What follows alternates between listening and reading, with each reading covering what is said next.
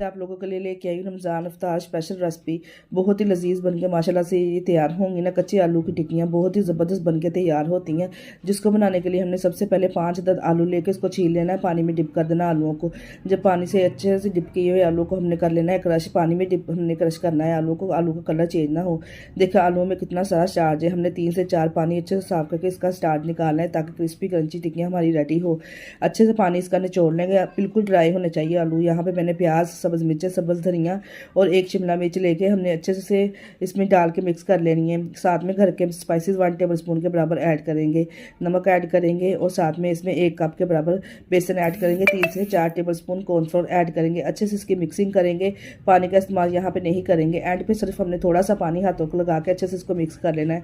जो हमने स्पाइसेस इसमें शामिल किए ना वही पानी छोड़ेंगे और अच्छे से ये बैटर हमारा मिक्स हो जाएगा। एक फ्राई पैन में ऑयल गर्म करेंगे, हल्के हाथों से इसको शेप देंगे, जो सी मर्जी आप इसको शेप दे सकते हैं। डाल के अच्छे से इसको फ्राई कर लेंगे। 2 मिनट के बाद इसकी साइड चेंज करेंगे।